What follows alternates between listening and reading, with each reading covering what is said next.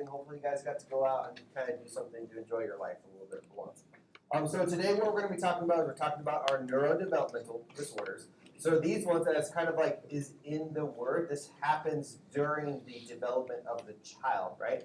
So all these conditions, they're going to be first be able to be identified in your pediatric population. That's what kind of separates these off. So if somebody had a completely normal childhood, they met all their milestones, they were able to succeed in school, have social relationships, and then they become an adult, and now all of a sudden they're having a cognitive decline or they're having difficulty with attention, concentration, they're not going to meet the criteria for these disorders because by the name, this happened during development of the brain. Okay?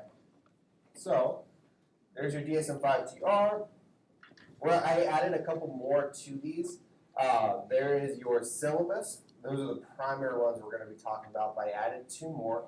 I didn't add on the last ones. So, big ones we're going to talk about is intellectual development disorder. Really, the big takeaway from this section is going to be just kind of prevention and kind of when you're talking about education for mothers and kids and screening. As the primary care aspect, that's really where you all can kind of come in and have some influence, right? Next, ADHD, we'll talk about that one.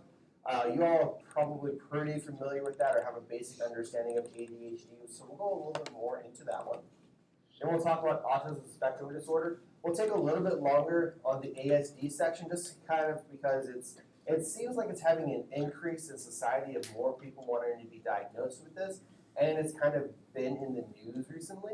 So I want to spend a little bit of time on that section. By no means are we making you guys experts on any of these, just kind of get you that familiarity. And then we'll kind of talk about our specific learning disorders. The big thing is because these all tend to overlap and there can be some confusion when you're doing a workup or an eval for somebody trying to figure out which disorder they happen to have. They're the ones we're not going to talk about. I kind of went back and forth about whether or not to include these or whether I wanted them as communication disorders and motor disorders. I kind of fell on the side that I won't include them for this semester.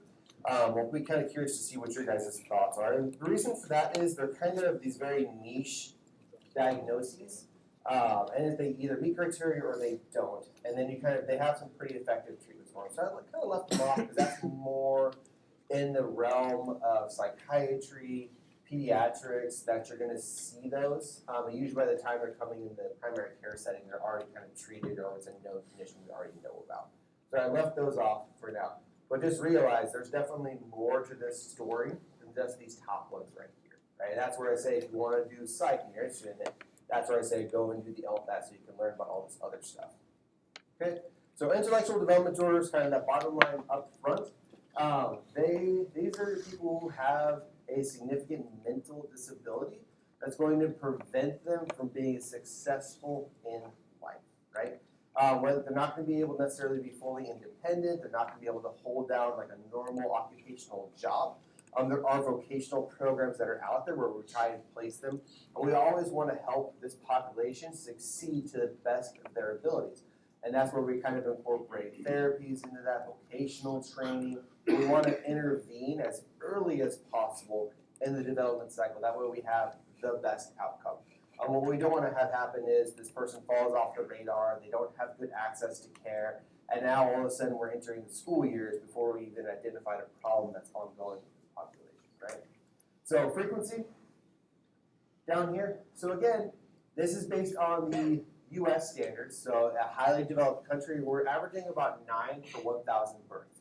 So you will definitely encounter these people. You'll see them when you're taking care of pediatrics, whether you're in the primary care, taking care of the family, right?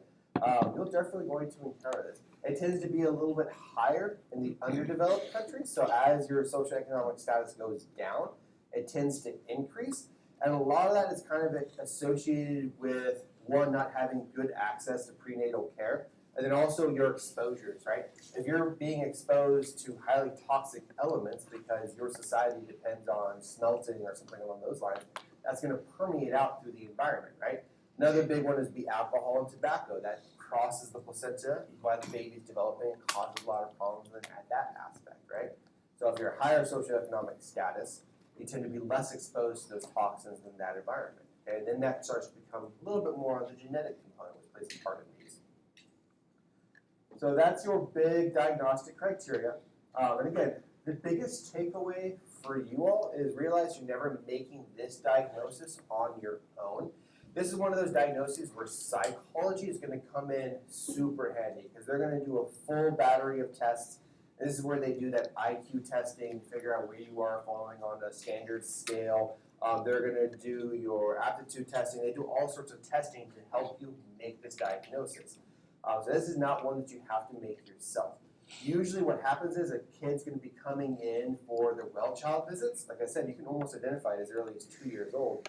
And something's going to be off, right? They're not making their appropriate milestones. Maybe they're underweight. Maybe they're not crawling when they're supposed to be crawling. Maybe they're not communicating when they're supposed to be communicating. And the earlier we can identify that, we want to send them to therapy as early as possible so that way we can intervene and teach them lifestyle skills. A lot of times we can take something that used to be a severe disability and we can make it so that person is functional, right, to the best of their abilities. That's really what we want to focus on.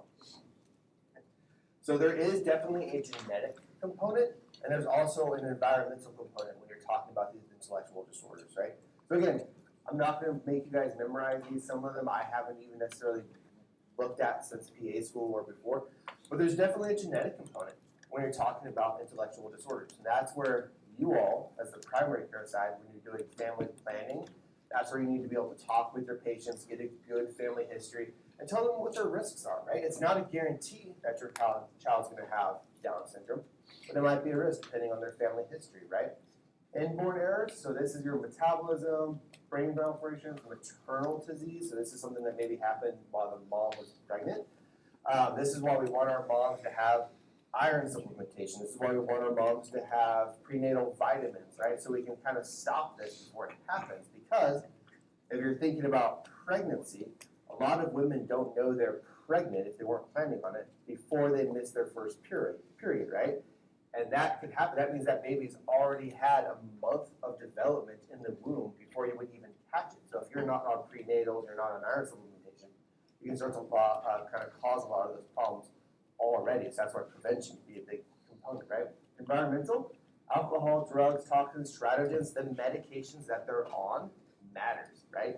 That's why I'm telling you guys, if the drug has a known teratogenicity, it's important to know that so you know when your patient comes in what meds they're on.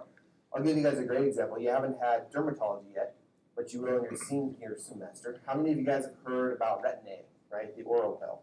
Most of us have for acne, right? It's a highly effective drug. If you have horrible cystic acne, it's like a great option, but it's severely teratogenic. So anytime a woman comes in and they want to start that med, they have to be on 2 forms of birth control before we even consider starting it because it has such bad birth defects in the baby if they become pregnant on that med. Same with like everything in that psych realm about pork acid, same concept, right? Depakote. Prenatal, so labor and delivery can definitely cause problems. There's a reason that labor and childbirth used to be one of the #1 causes of women and kids, right? Childbirth can be dangerous.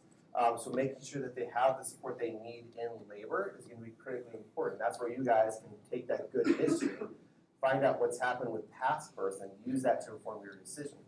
If somebody does want to have a home birth, right, you're an adult, you're allowed to make your own decisions, making sure they're appropriately educated on all the risks and benefits that go along with that. There's a lot of different birthing practices out there. And a lot of times they're going to come to you all first because they need that diagnosis confirmed for pregnancy. That's your opportunity to intervene, talk with them, educate them on all the risk benefits associated with all the different birthing practices, right? And of course, postnatal, so once that baby is born, now all of a sudden we're worried about all the other aspects that come in. That's why you're always screening the mother, screening the child. That's where you kind of get into that vitamin K, which there's a lot of arguments back and forth. That's where, again, depends on the mom. That's where you're doing your iron, you're doing your lead screening. In the U.S., not as much a concern anymore for that lead exposure, but if you're kind of dealing with rural America, kind of like those back pockets in certain states, older homes, they can still have that lead paint that's there, so you always want to do that check if you have a child who's not meeting milestones. Doing those heavy metal panels can be kind of critically important for them, because if we can intervene early, they won't develop as severe a disability, right? Where if you don't catch it, they can cause some pretty significant effects on that development, okay? And of course, like seizures, toxins, there's a bunch of stuff that goes on with those babies. If anybody's had a kid, when they do the PKU testing, Who's had kids in here, right? Good. So, you know, when they go in and they prick the baby's foot and they're taking that blood sample off, they're doing PKU testing because if you don't catch that, depending on the baby's diet, it's going to have some long-term effects, one of them being intellectual development. Whereas now, if we know that that is present, we alter the diet, we get them in nutrition, do some other changes. Now all of a sudden we don't have to worry about an intellectual development issue, and that baby is going to go on to develop normally, right? All simply because of a metabolic inborn error that we can catch, right? So for you all, this is kind of what the big part I'm talking about is knowing that prevention, knowing what you need to ask and talk about, knowing that opportunity to educate someone, right? Not super high yield as far as testing goes, because so you're not doing treatments really, it's going to be therapy, maybe some meds for the aggression side of it. But as far as just being a good clinician and understanding your population you're dealing with, that's where you guys can have a big impact. Okay? Good. So next we're going to talk about ADHD. So this one is your classic like person who just can't sit still, or maybe you give them a set of instructions and they just can't pay attention and complete that task. I bet a lot of us already kind of feel like that. But again, don't necessarily have ADHD. And I was talking, when I was in training, I was talking with Dr. Ilwan, one of the best Army psychiatrists I've ever had a chance to work with. And we were talking about ADHD. And essentially his statement was, right now in the US, ADHD is the one most overdiagnosed disorder, and at the same time, the most underdiagnosed disorder that we have, right? Everybody wants to have this disorder, especially when life is hard and life is difficult, because we think if we get on a stimulant, it's going to make me much more successful, especially if you're dealing with the college population and there's some very tough classes. When you're thinking like PA school, medical school, engineering, right? These are people who are highly intelligent. You guys are highly intelligent. And they've been able to compensate and be successful their entire career, but now all of a sudden their demands outstrip their compensating mechanisms, and they die significantly, right? And you can have some follow-on effects with anxiety, depression, suicide, and stuff like that. So a lot of times you're struggling in school, you think, oh, I have ADHD, I just need this med and it'll help me focus. The med's definitely going to help you focus. It's meth, right? But at the same time, now you're in that, you're abusing the med. You don't have ADHD. When I give this med to somebody who has truly diagnosed ADHD, it doesn't magically make them focus better. It's not going to help with those executive functions, but it makes their brain essentially slow down. So now they can approach life just like you or I do, right? It makes them, I don't want to say normal because that's kind of a bad word, but essentially makes them a normal functioning brain, right? That's the purpose of these meds, right? So you always are going to have kind of two variations, so inattentive or hyperactive, that's hence ADHD. It's usually in kids going to present as hyperactive, especially in your males, and then by the time we become adult, we generally have that ability to kind of self-regulate ourselves, so then it becomes more predominant as inattention. A classic example of this, you'll know when you have an ADHD kid, this is a person that just can't sit still, right? So the parent is literally in the room trying to contain their child, and the child is like climbing over desks, climbing under chairs, rifling through your papers, climbing underneath your computer desk, starting to mess with the cords, right? That is an ADHD child. In girls, it tends to be more that inattentive style where you always think they're just not paying attention, you tend to yell at them more, but you can definitely have overlap between the two, right? In adults, this kind of really starts to present itself when they're placed in a position where their coping mechanisms outpace the tasks that are on them. So think about an adult who's been assigned like 7 different tasks at work. They're really able to kind of complete one, but you keep dropping another task on them, and they can't jump ship and focus on the next one. Or maybe they jump and that last project is left behind. They never have that ability to go back and complete it. And then you send them home and they have all their home chores to do. And now they're struggling to make it to work on time because they have to organize their keys, their equipment, their car, like everything like that. And they can't focus. And then they're getting tasks at home as far as like paying bills, right? They're adulting stuff, taking out the trash, taking your home maintenance. And they just can't complete any of these tasks successfully. And it kind of snowballs out of control. And now all of a sudden they're presenting with anxiety, depression because of the ADHD diagnosis. I'll kind of give you guys a good patient that I was taking care of. So it was a Air Force med tech. She was over at BAMC. Essentially, this was like your classic soldier who was going to be getting ready to be chaptered out, right? Like command had a problem with her because she was always late to formation. She never showed up on time. They couldn't really trust her at work because she would constantly like lose her equipment, lose the vital signs. They would give her tasks and she would only like half complete them and be late on assignments and everything like that. So again, never really was up for promotion. She kind of made the time frames where you would automatically promote, but they weren't really considering her for the board.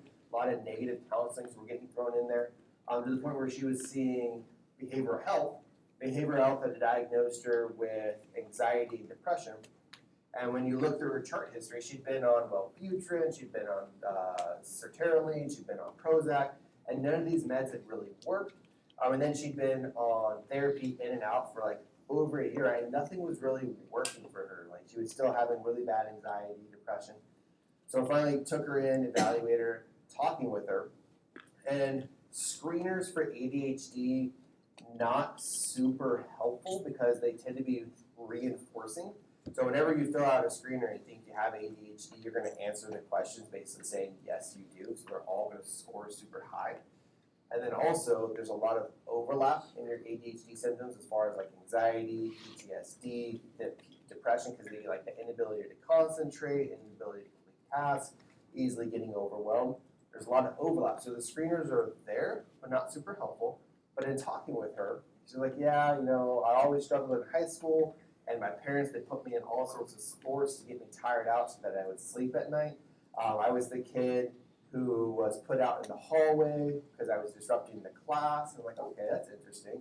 So remember, you have to have it present in childhood to meet your first diagnosis of a neurodevelopmental, right? So that's that childhood history. Then talking with her about how her career has been, she's like, I started off super excited to join the military, escaping kind of a bad life. At BASIC and AIT, I did really well. Well, BASIC and AIT, somebody is always there telling you when to wake up, when to go to sleep, what to wear, what to do. They're escorting you to and from class, right? They have really strong boundaries in place, so that person's not having to adult really.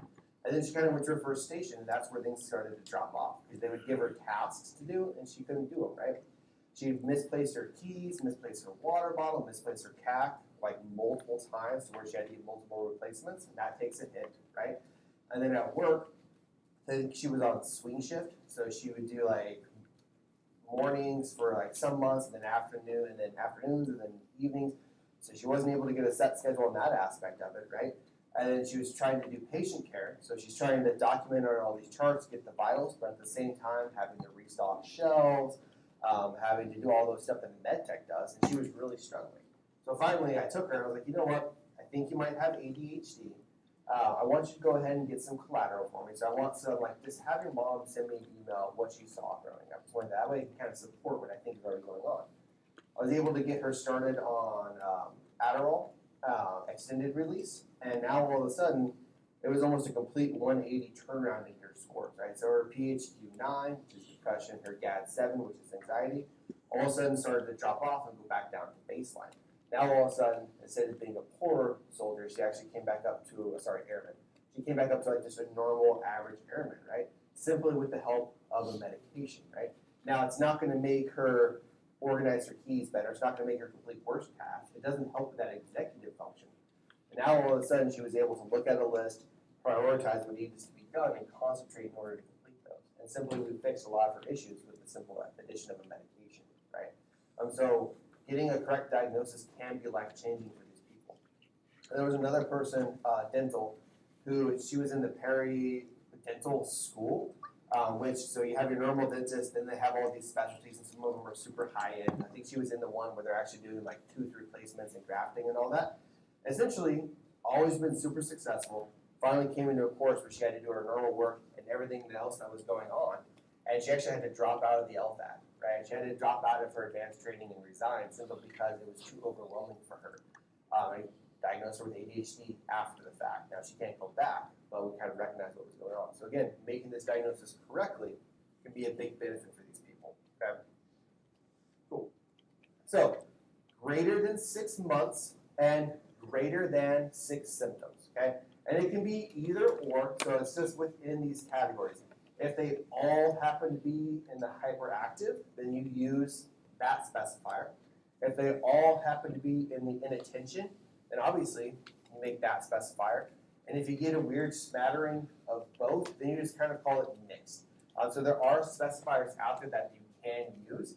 For you all at the primary care level, I really just care if you can make the diagnosis of ADHD and we can figure out which one is which, because we treat them both exactly the same, right?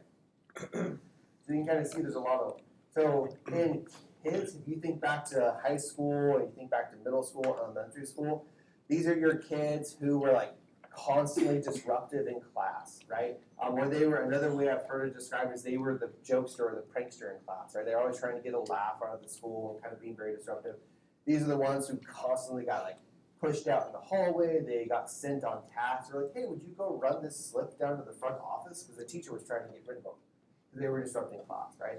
These are your super talkative kids, right? That's classically how they're going to present for the ADHD side.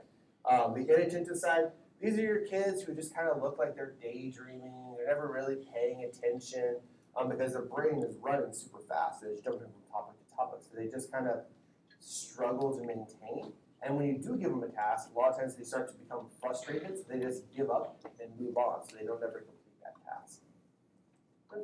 There's your pink box. Again, it tends to be a little bit more descriptive about what's going on. There's a lot more material that's in there. You can definitely use that as a study aid as well. And it's a lot of criteria.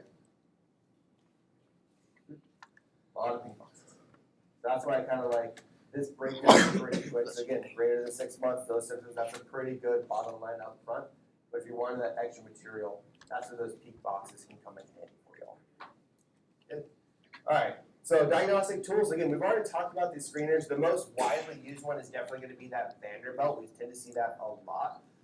If you guys are dealing with a kid and you're kind of questionable, never be afraid to get neuropsych involved. Those are the guys who neuropsych is like the most boring specialty to watch. Because literally all you do is you fill out like 1,000 bubble sheets and you have to watch the person do it because otherwise how can you say that they actually did it, right? That's where like it is so boring. And then they just interpret those scores. So if you want to get an actual confirmed diagnosis, neuropsych is definitely who you're going to send. But we generally don't send ADHD to neuropsych just because the diagnosis tends to be pretty obvious. And you can get that diagnosis with a good history, good collateral, and kind of asking those good questions. We can kind of make it there. This is kind of reserved more for those kids who are like borderline and not quite sure what's going on, right? Good. So again, circle, I'm not going to test you guys on this, but if you needed kind of like a quick reference when you're in phase 2 about all the different screeners that are out there, these are all of them. This tells you if it's free or not, because some of this stuff is very proprietary. You have to pay for it. And it kind of gives you that information of how you can actually utilize these scales, right? Good. So resources, ADHD. Therapy is definitely a big help for patients with ADHD. Really what you're trying to teach them to do is you're trying to teach them those executive functions, how to actually prioritize tasks, how to kind of create a to-do list. They're basically trying to teach them how to adult appropriately, right? But the therapy is not going to fix the underlying condition. This is one of those diagnoses where we absolutely need to have a medication on board, right? Because the med has been shown to be 100%, like it works. Like the meds work for these patients. Now there's a kind of, again, this is where I'm kind of telling you guys a lie. Once you kind of start to hit adulthood, as long as you've had success and you master those executive skills, if you want to continue without the med, you definitely can. There's plenty of adults that have succeeded, but it's very rare that ADHD is going to remit once you hit adulthood, right? A lot of this condition is lifelong. So a lot of times I have these patients, they'll just continue on their stimulants throughout the rest of their life, right? But there is that potential. If somebody truly wanted to stop the meds, you can definitely give it a try. As long as they understand the symptoms aren't going away, they're still going to be there, right? Has anybody here ever been a youth coach, youth sports coach for youth athletics, right? So have you guys ever had like that one kid on your team who's just like running circles and you can't get them to pay attention? That's an ADHD kid, and the parents are just desperate. They're trying to get him to burn off energy so that he calms down at home, right? So a lot of times these kids don't be like, yeah, my parents kept me in sports and I jumped from sport to sport to sport. I did sports year round. And you're like, oh, I wonder why. Because the parents are exhausted and they're trying to get you to burn off energy so you can sleep at home, right? But definitely that can be a big help because the meds are only going to do so much. So getting that kid some sort of exercise, getting them off technology, off social media so they can burn off that energy, it's going to help out with those behavioral issues, right? Nutrition, dentition. Again, that kind of goes into our stimulants. A lot of times they tend to cause anorexia, is that potential so for that weight loss. So if you need nutrition, they can be a helpful resource on there. CBT after your meds are on board. Okay, remember they need these meds. All right. So behavioral changes. That's kind of what you're kind of focusing on. So believe it or not, caffeine. So instead of adding on an Adderall or some short-acting drug in the afternoon, sometimes with these patients, kind of like that inverse logic of, well, have you tried a cup of coffee or energy drink in the afternoon? Sometimes it can actually be a little bit beneficial for them to help with that kind of focusing and stuff like that, as opposed to adding on another med. So there's more than one way to kind of approach treating these patients. These up here, this is that kind of adult or executive functioning that you just have to learn. There's no med that's going to fix that, okay? All right. Again, I'm not going to test you guys on this, but if you needed to, resource-wise, there's a ton of resources out there for ADHD. We have a lot of stuff that the parents can use, and really it's educating the parents, educating the child depending on their age of what's going on with them, okay? So pharmacologic. So again, definitely medications need to be, and you are using stimulants. When you're looking at the research, there is some argument that the amphetamine base is going to be better than the methylphenidate. But in actual like clinical practice, pick one or the other and just go with it and give it a trial, right? One is not necessarily superior to the other when you're actually just talking about a patient in general. Formulation-wise, these medications come in a ton of different formulations. We have it in oral, we have it in a liquid base, they have it like all sorts of different ways, because again, we're trying to get this kid to take a med. Sometimes they can't swallow pills yet, so we can use that liquid formulation. And there's even, they're even flavored now. So I think they have like banana, strawberry, bubblegum, cherry. Usually most kids, they like the banana one or the bubblegum one, tends to be. Again, you're just tailoring the med to the individual and trying to find one that works for them, right? Also, when you're talking about dosing, there is no set standard dose when you're talking about ADHD meds. Some people, they respond to a very small dose, that's all they need. Other times I'm taking patients up to the FDA limit and past that just to get control of their symptoms. So it's very much variable as far as treatment goes, and that's why I don't really include the dosing on there. As you guys become clinicians, this is one of those where medicine turns into an art form of learning the meds, how they work, what combination works best for you, okay? In general, we want to use a long-acting formulation, that XR, because it has less abuse potential and less risk for like the insomnia and stuff like that on the back end side. So I'll give them an XR in the morning, tell them to take it like same time every day. That goes throughout the day. And then it wears off usually in the afternoon. I'm not going to give them another dose, right? Because they need to come off of that med, get ready for bedtime. So they might become a little bit hyperactive in the evening. And that's important to tell your parents, right? Like I am not there to chemically sedate your kid the entire day, right? You still need to be a parent. And this med is going to wear off. With exceptions being if I'm dealing with adult population or if maybe my kids are taking a lot of evening classes. In those scenarios where they need to have that focus kind of continuing on into the evening time frame, then I'll add on a short-acting dose, like 5 or 10 milligrams, and tell them to take it like 3 or 4 o'clock in the afternoon. That's where you have to warn them, like, hey, this is going to increase your risk for insomnia, so if you're not sleeping, we definitely need to come off of that, right? Also, those short-acting ones have a higher abuse potential, right? So just as a side-off, if you're dealing with high schoolers, and there's also a lot of other problems, in middle school for that matter, and there's a lot of other problems as far as like conduct disorder, legal concerns, and stuff like that. You always want to order a plasma blood level on these kids to make sure that they're actually taking their med, right? Because it is a drug of abuse. If you have an ADHD diagnosis, what can you do with those pills? You can sell them, right? I don't remember what like the black market price is for pills, but again, you're averaging like 10 to 20 bucks a pill, and if you're getting 90 of them, that's a pretty good chunk of change, right? And then so if your kid's coming in and they're not necessarily doing better in school, they don't have any information to back it up, now all of a sudden they have like a really nice watch on or the newest phone or designer clothes. That's where you can be like, before I give you this med, I want you to go to the lab, get your blood drawn. I want to make sure you actually have a blood level. Because again, it's going to show up in there. And then you can prescribe them the med after that, right? So be aware of that abuse potential. Non-stimulants, so we have atomoxetine. So big thing with atomoxetine is, remember, it was actually a medication that was designed for depression, right? That's really where they wanted to use it, but it wasn't effective. So it acts like an SSRI. So anytime you have an SSRI, what's important to remember about the time frame? Takes a while, right? 4 to 6 weeks. So if you start somebody at atomoxetine, you need to tell them, like, hey, just realize it's going to take about a month to 2 months to tell if this medication is going to work. Stimulants, within about a week, you'll know if it's working. It's pretty effective. A lot of times those parents have that expectation that's going to work right away, and it doesn't work within the first couple weeks, so they just stop the med entirely, right? And then you can't tell them if they had a successful trial of treatment. So anytime you start atomoxetine or Wellbutrin, you need to let them know it's going to take that 4 to 6 weeks to tell if it's really going to start working. Clonidine and guanfacine, these are predominantly used in kids. We don't use them as much in adults. And actually, I've had some benefit in using these with as an add-on med. So I'll put them on their stimulant, right? And stimulant's semi-effective, then we can add on one of these other ones and we get complete control of the symptoms. This also helps if you're dealing with aggression, right?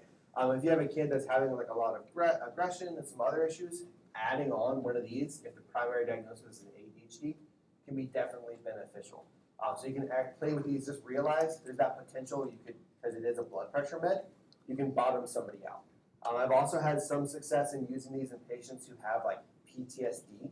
Because if you think about PTSD, they're in that hypervigilant state already. And then I tack on a stimulant on top of that because maybe they have ADHD. And it's going to make their PTSD significantly worse. So sometimes using one of these other ones will kind of not worsen their hypervigilant state and kind of help control their ADHD, which is going to help with their PTSD in the long run. Here. Okay, so if you have a patient with our demographic, military age, who did not have those symptoms that we had before grade 12, They do not have ADHD. So remember, it's a neurodevelopmental disorder. It has to be present during childhood. If it's not present during childhood, then it cannot be ADHD or one of these other disorders, right? And that's what I'm telling you, you get a lot of overlap between anxiety, depression, phobias, PTSD. There's a lot of overlap in that adult population, which is why it sometimes can be difficult to diagnose. And that's where collateral information is going to be key. You always want to get collateral on these guys, right? So boom.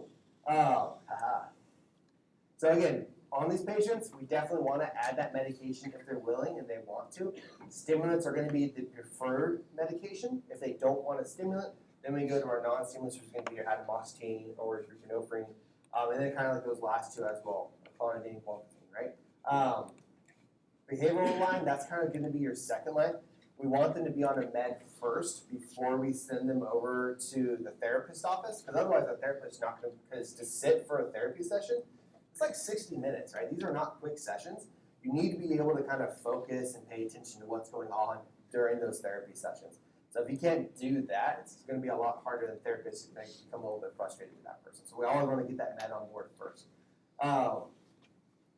You can definitely do both at the same time. That's always, the combo is always going to be better than one individual over the other if you have the resources. There's not enough behavioral health resources to manage everything.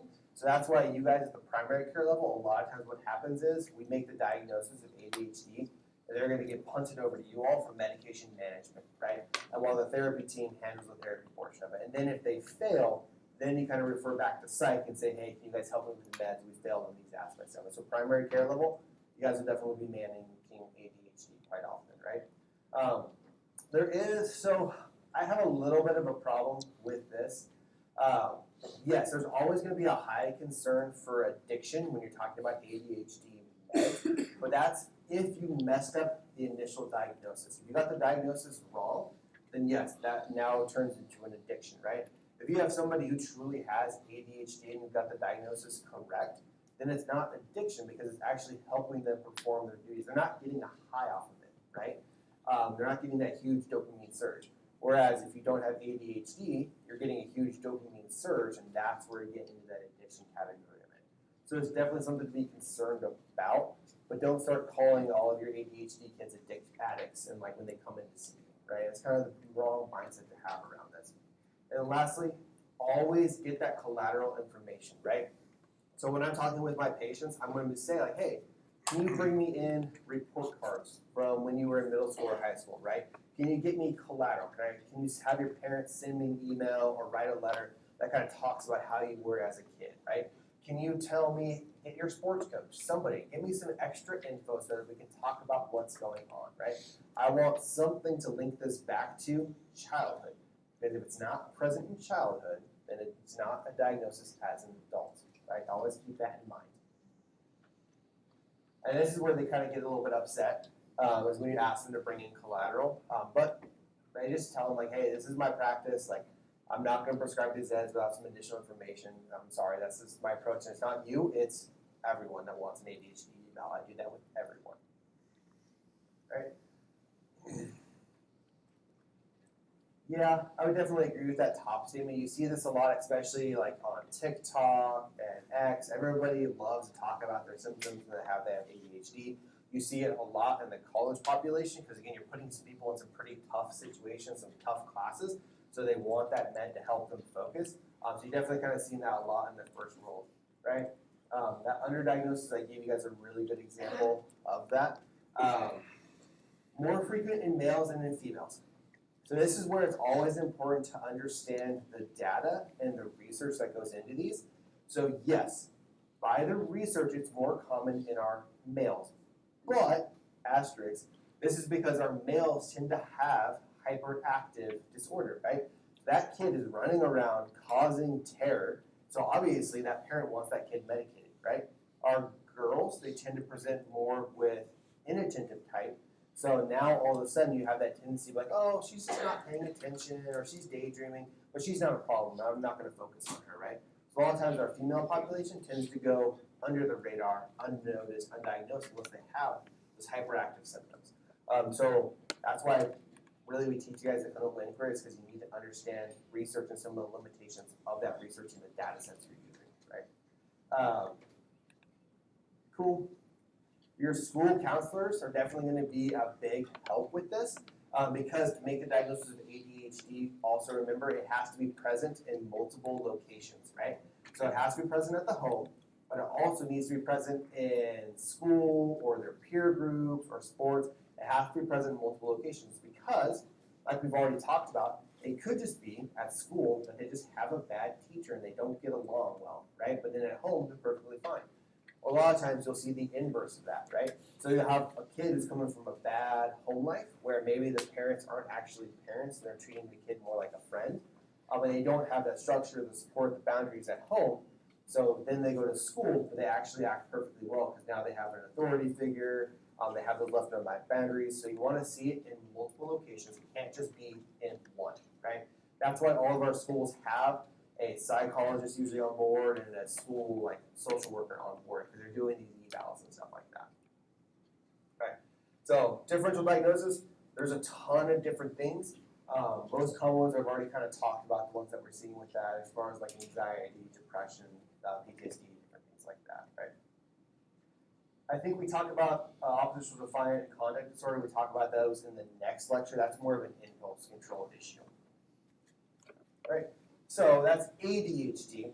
Before we get into autism, any questions so far? Nope, okay. This would be kind of like our next big block as far as these go. I'm sure you guys have seen kind of the headlines in the news talking about autism spectrum disorder. It's kind of one of those disorders, it's definitely creeping up in frequency. A lot of people want to have this diagnosis now for some reason. I've actually had multiple adults come in and request to be evaluated for autism spectrum disorder. It's kind of very odd that it's increasing in frequency. I was talking with Dr. Klein about it as well. She's the pediatrician, so she teaches you guys in senior semester. This is where we get a lot of overlap between our specialties. And she's seeing the same thing. We have a lot of parents are coming in for their kids to get them evaluated for autism spectrum disorder. And I'm not quite sure why we're seeing that rise. My initial just kind of like personal thought and biases around it is we kind of are at this point in society where we want to have a label for everything, and now that label kind of explains it. And it seems like used to be you were just the weird kid in school that everybody thought was strange, right? But now if you can get that diagnosis saying you're autistic, now it makes it normalized to be the weird kid. And it's not perfect. There's definitely a lot more that goes on into that. But I think that that wanting to have a label for why you are the way you are, I think that's a big reason we're seeing this spike in autism spectrum disorder. And it's becoming pretty popularized in the movies recently as well. Yes? So I have heard a lot of like autistic kids like above average in their IQ. Mm-hmm. That is that like a good. It can be. So this is where I'm kind of feeding you guys a little bit of a lie.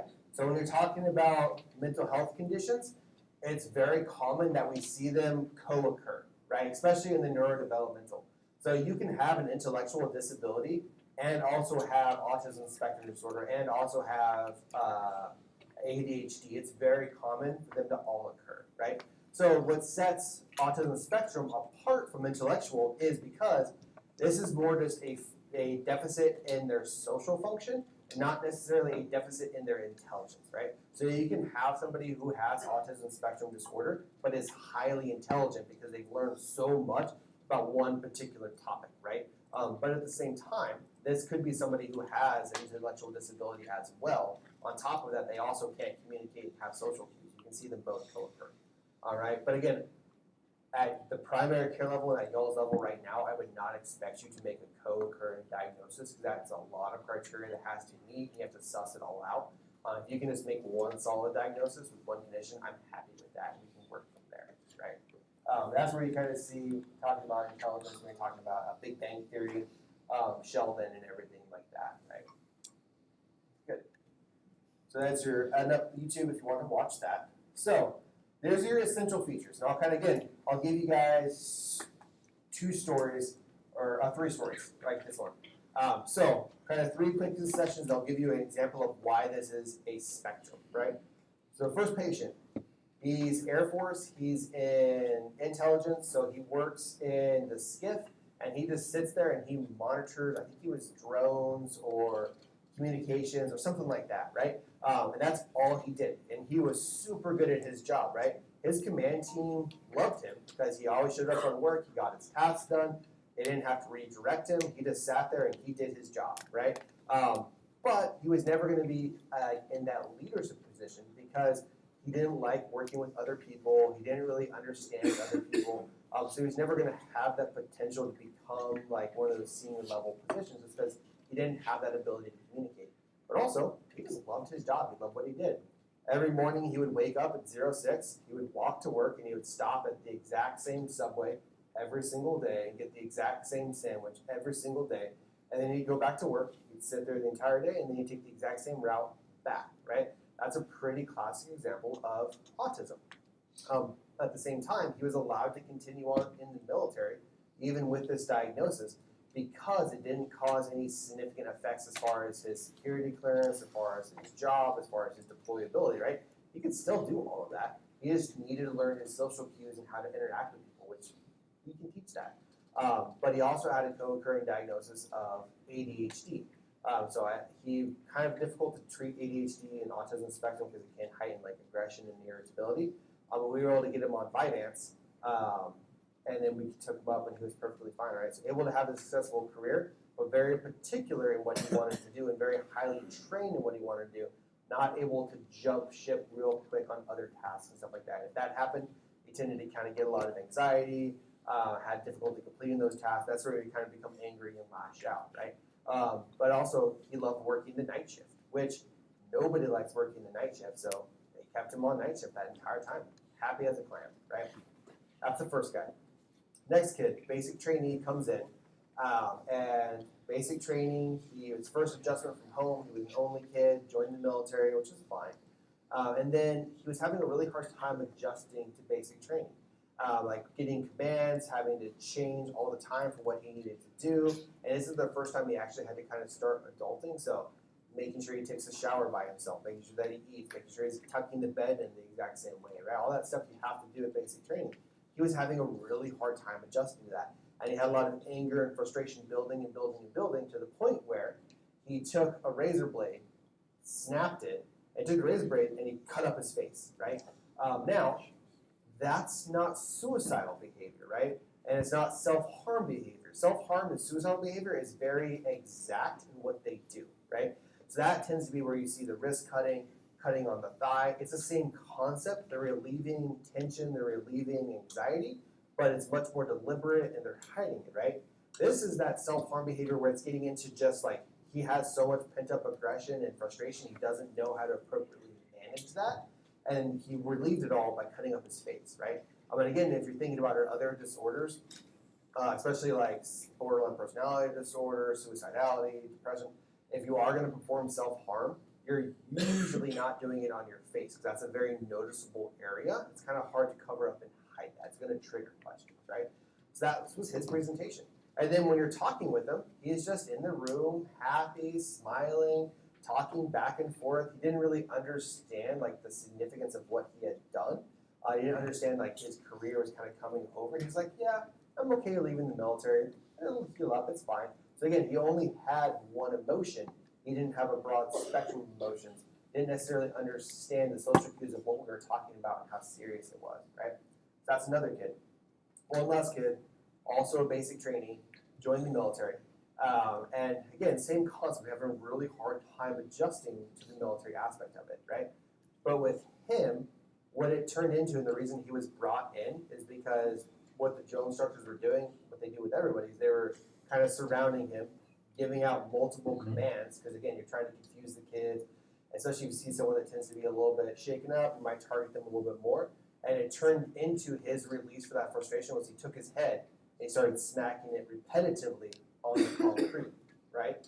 And then when we're talking with him, he's like, oh yeah, I've always done that when I get like overwhelmed or frustrated when the environment's too much. I take my head and I'll bash it against something. That was a repetitive behavior that he had developed as a coping mechanism to help manage his stress and anxiety that was coming out of these situations, right? So you can kind of see autism spectrum disorder. It's a huge disorder that can cover multiple different aspects, right? But they all have kind of like that central theme, right? So they don't understand social cues. They don't really understand conversations. They don't have a good time knowing when to interject, or they don't understand the appropriate emotion to have to a given situation. Then they're going to usually have like a really fixated idea.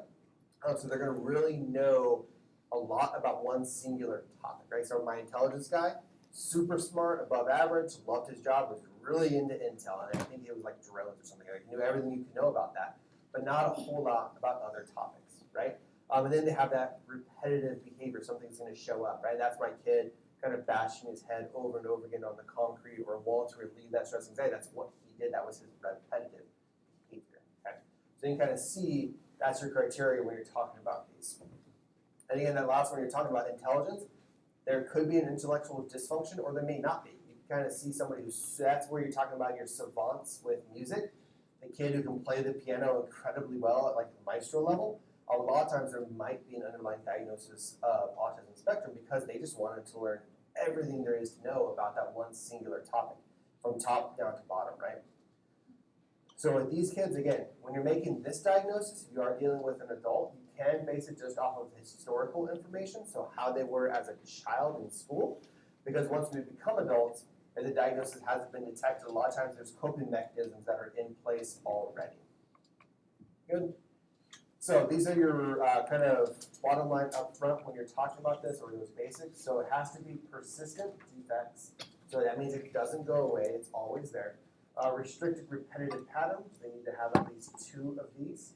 And so when you're talking about that mental status exam, now you're kind of starting to see these words show up again, right?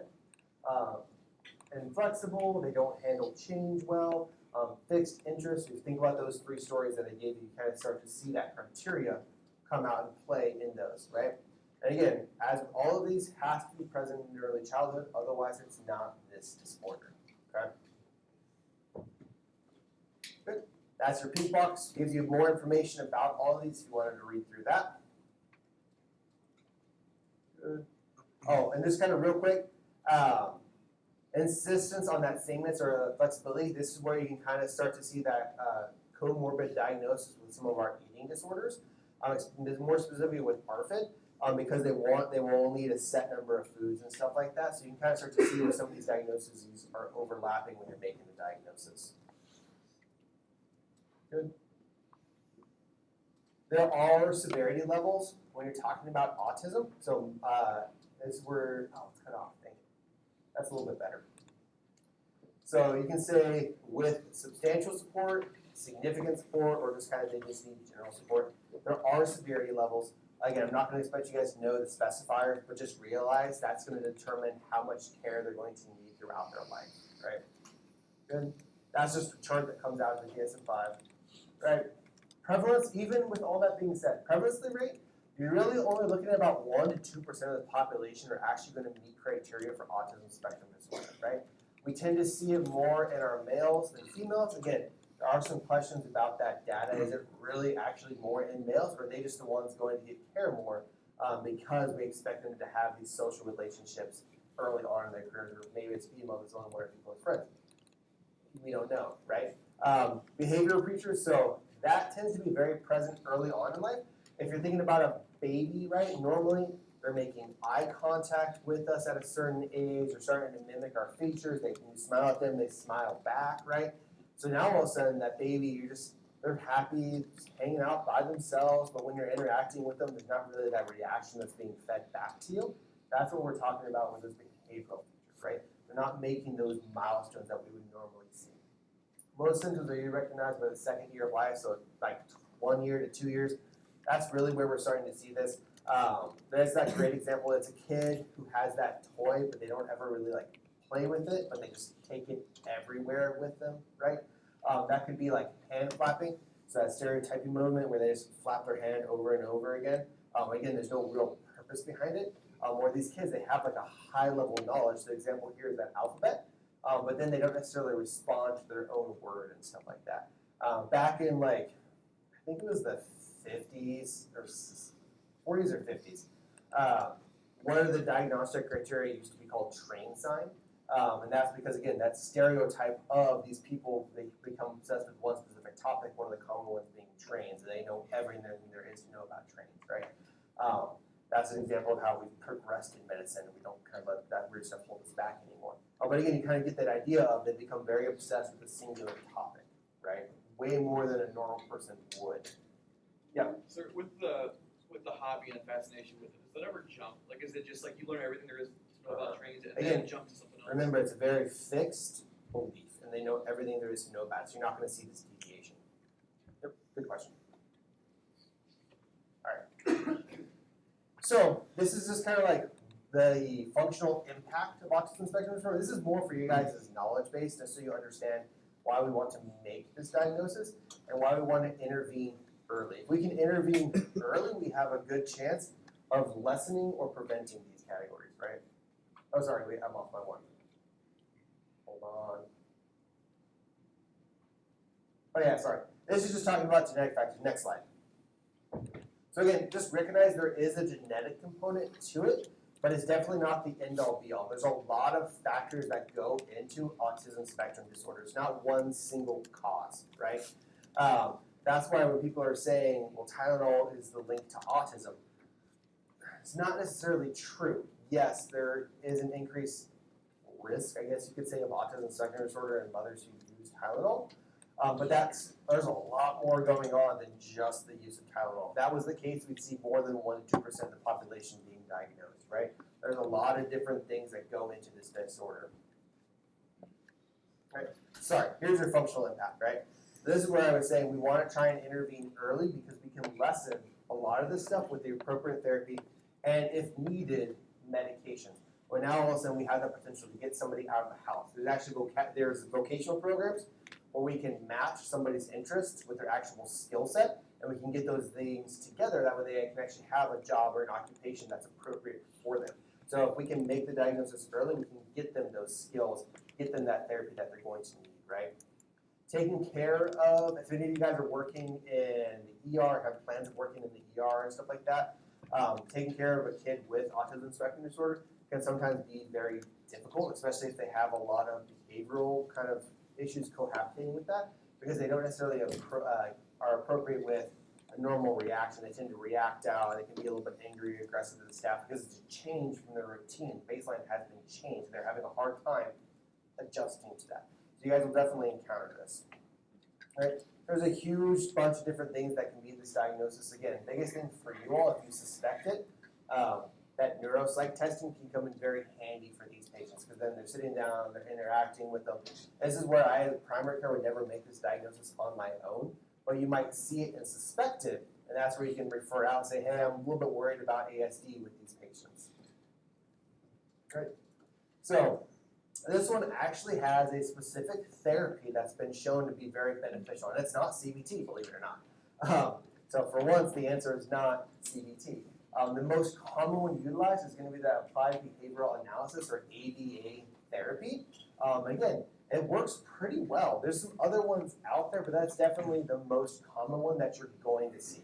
And when I was talking with Dr. Klein, that was one of our arguments, is that the reason we're kind of seeing this spike is parents are having kids and they're having difficulty raising those kids, and they just want something, but I can't give them ABA therapy unless they have an ASD diagnosis. So this is not just one of those therapies you just refer anybody to. It's for a very specific condition, right? That's one of her arguments is, well, maybe they want this diagnosis because they've heard about this therapy from a family friend that's very effective for their kid. That's where they're wanting that. Pharmacological management, believe it or not, meds are not necessarily appropriate for these kids unless we're targeting a specific symptom, right? So if you're dealing a lot with aggression and irritability, those second-generation antipsychotics or those atypicals are going to be the best. Again, risperidone or aripiprazole are going to be your preferred FDA drugs.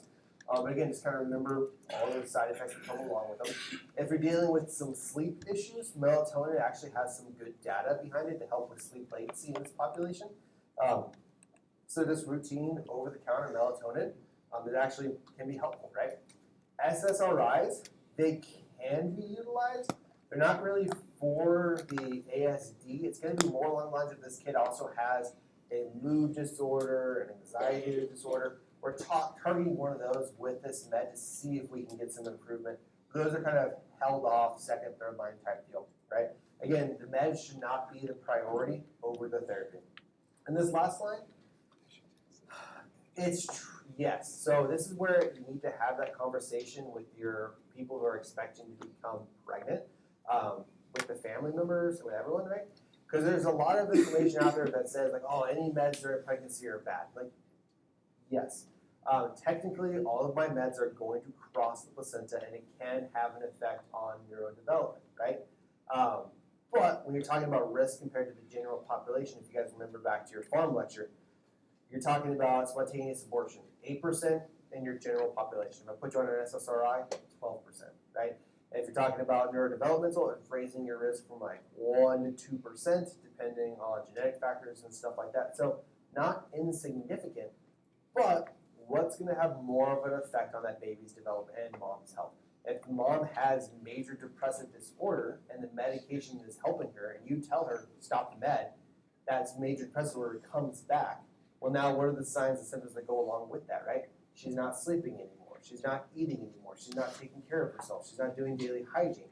Those effects stack up on neurodevelopment as well, and sometimes they can be more significant than just the medication, right? That's where you have to have this conversation, talk with them, and approach it like, how do you want to do this? What risks are you willing to tolerate versus what you're not? One of the things that I've done with my moms, if they are pregnant and they're on an antidepressant, is I'll say like, hey, we've already been on it for the first and second month. Let's go ahead to lessen our risk if you're willing, because you want to stop the meds anyways. I don't necessarily agree with that, but hey, how about we split the difference? In your third trimester, when you're getting ready for birth, we'll titrate you off that med and we'll monitor you closely for resurgence of symptoms. And sometimes I've had success with that as far as like minimizing risk for like serotonin syndrome kind of in the baby and some other stuff that go along with that baby. That's another way you can approach it, talking with mom about a way to approach these meds, right?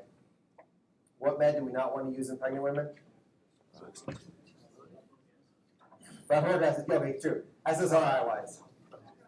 Paroxetine, good, perfect. What was that preferred med? Sertraline, good, okay. You guys are learning. I did it, I reached it. All right. So let's take a pause. I only have 4 slides left. You guys want a break or do you want me to push through?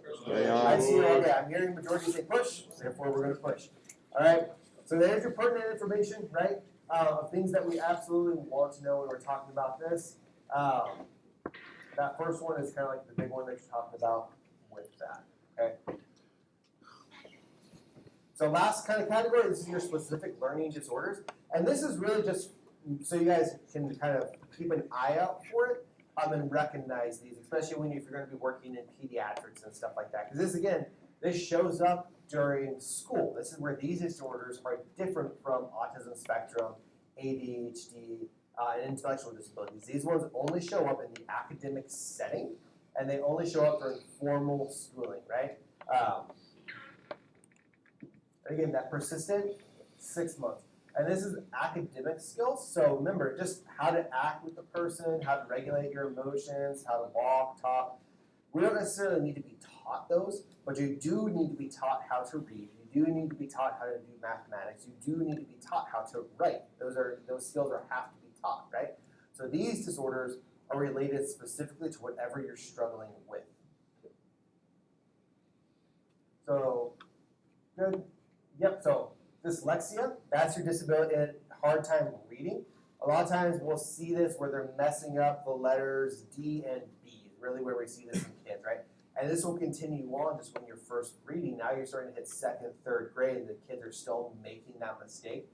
That's a good sign that it might be like dyslexia, right? Or you're trying to read a sentence, and either they've just memorized the book and they're regurgitating it, rather than having a true difficulty, or they just learn, right? So that's your dyslexia. With written expression, there's not a special word for that one. And then with mathematics, if you're having trouble with math, that's where it becomes that last one, dyscalculia, right? Treatment-wise, biggest thing for y'all to just realize is there's no set therapy or modality, but we want to tailor that treatment to the kids. And that's where, like, the school systems now, they actually have a lot of resources, and they work very early to identify these kids. That's where you're seeing the school counselor, school therapist. A lot of times they're doing battery testing on these kids, and that's how they're getting referred out and make that diagnosis, and now they're getting sent to that special care. Another thing is, depending on the amount of resources and support that kid has, they may be masking this disorder, and then it becomes prevalent once they hit like high school or college.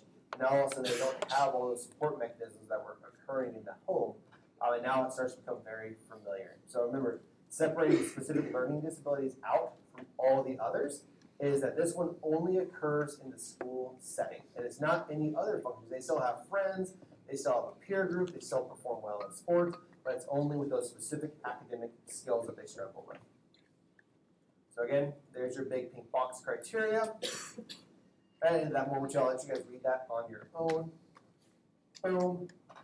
I left off the other two. I might add those in for the next semester to make life worse for them. I'm kind of on the fence about how important it is for primary care to know that. So, in your first review, that'll be something I'll probably ask about. But otherwise, any questions? Going once, going twice, 3 times. All right, that's all I got for you guys. Tomorrow we'll knock out the review. Articles, please don't